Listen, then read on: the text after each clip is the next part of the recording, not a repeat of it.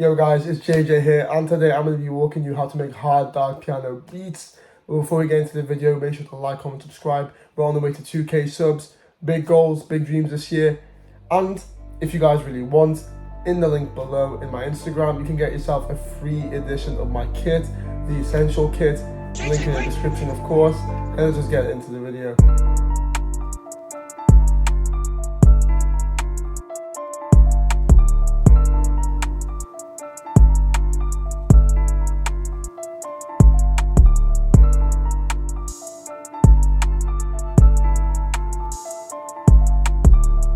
So first thing to note is that we're using Contact 7 with the Noir Pure Bang because, it's a piano beat. As well as that, I'd like to note that we're doing this in a 158 BPM in a scale of G minor. And of course, this is what the main pattern / melody looks like, and I'll just break it down for you. Essentially, it's just 2 4 bars looped over, so we can just really focus on one of the others. And to break this whole melody down, because it looks a bit complex, but there's building blocks to it. First things first, I'll begin off with my root notes, as you can see here, going from a G down into the D. Then all I do is just copy and paste it up an octave. Once I've done so, I chop up these notes, as you can see, to give it nice little like 1 beat intervals. Then I kind of just make myself a minor chord here, because essentially this note, and this note will make a minor chord if I just took this one down here. And then I just added a nice little 1 and played about with your positioning and just had it loop over and over. Then I did the same thing again here, looping it over, but I just took this note from up to down, because notes 1 semitone apart within the scale give a lot of tension and a lot of dark feeling. Then I just layered in a nice little G note that repeats on top, as you can see. Alongside that, I am using the A note and the A sharp note over here. Again, notes 1 semitone apart in the scale, just like over here as well, and up over here and down here. And as you guys get the message, it is used quite frequently, but in doing so, it really gives you that dark, melancholic, evil vibe. Alongside that, I just got myself again more G notes playing up here with a nice little bit of variation at the end of the 4 bar, rather than having it loop over and just sound very generic. Then all I do is highlight all of this and then click Ctrl B to copy and paste it over. And of course, I click Alt S to strum my notes, and I click Alt R to randomize my velocity just by playing with this wheel over here to make it sound very human. So without further ado, this is what the main melody sounds like.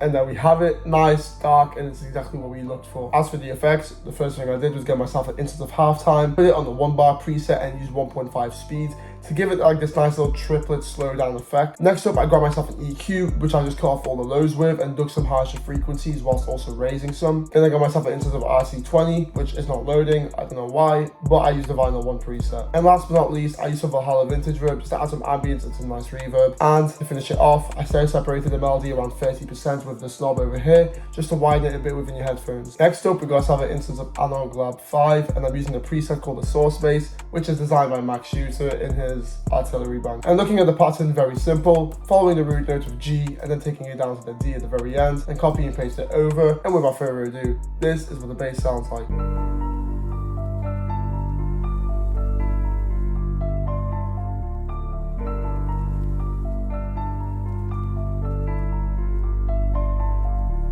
And there we have it, nice low end fill. But let's just move on to these little accents. Speaking of which, I use Omnisphere for, and the preset I have used is called the Whispered Dreams. I'm not sure what bank it's from, but I just found this nice little dope sound. And as we can see, because it's an accent and nothing more, I just place it once every 4 bar on the A note and just copy and paste it over to make it a full A. And before I play the melody, bear in mind the reason we're playing with nice little accents is because at the end of the day, it's a piano beat. You want that to be the forefront of it. You want to give room for the artist to do his thing. So without further ado, this is what the accent sounds like.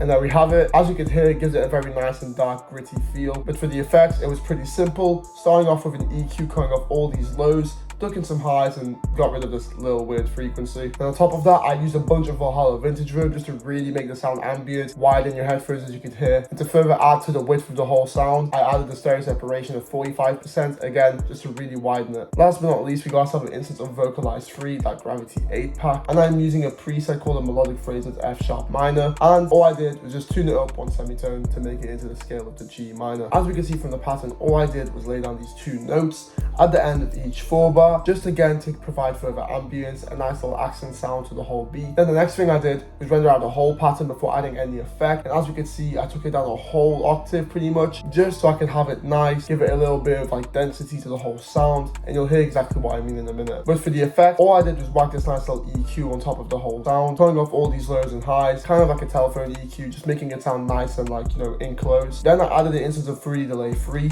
to really just give a nice little bit of ear candy. And last but not least, some Valhalla Vintage Verb to provide that ambience, that nice lush reverb. And then to widen the sound yet again, I added some stereo separation around 50% just to widen it within your headphones. And now without further ado, this is what a full sample for a dark piano beat sounds like.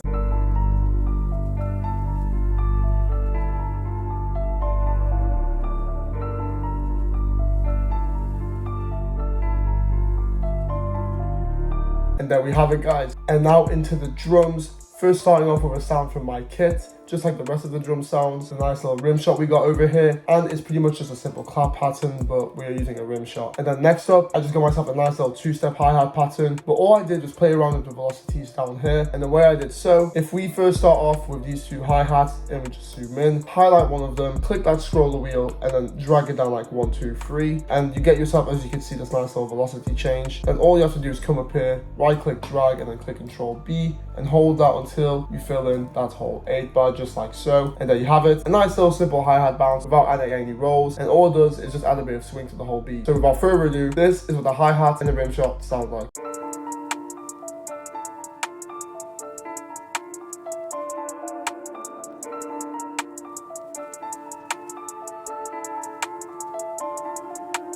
And there we have it. Next up, we got ourselves the 808 pattern, and looking at it, it's very simple and straightforward. Got myself these nice little spaced out 808s going on over here.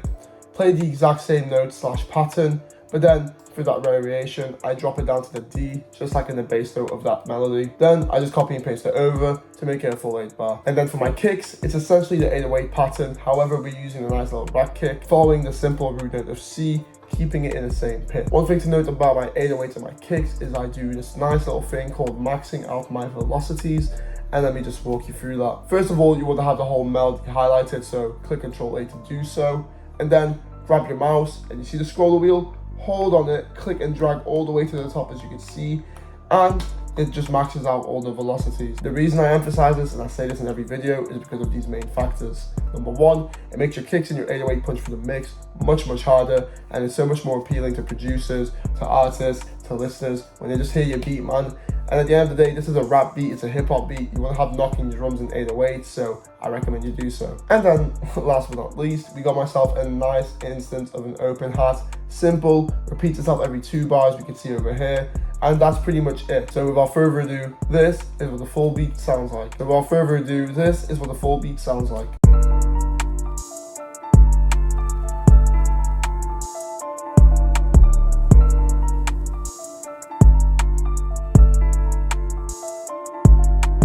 And there we have it, guys. But before I wrap it up, let me just walk you through the structure of the beat. To break it down nice and simply, let's just look at the first highlighted section, which is the intro.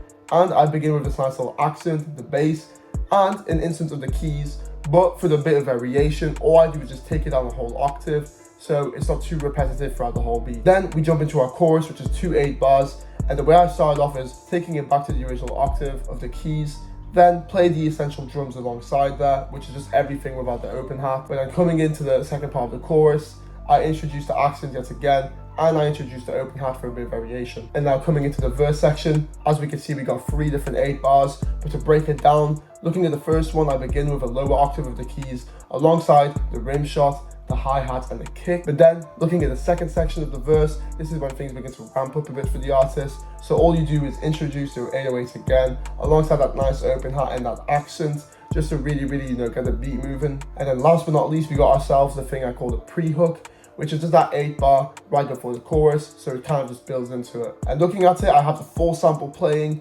again in the original octave, just switching it out, giving that bit of variation. And then we are straight away back into the same chorus, but for that bit of variation, I decided to add in the nice little vocals that went there before. And I used the same verse pattern, and once again, that new and altered chorus pattern. There we have it, guys. Thank you very much for watching. Make sure to grab a free instance of my kit in my Instagram, and make sure to like, comment, subscribe. Again, on the road to 2K. So thank you very much for watching, and I'll see you in the next one. Peace. Peace.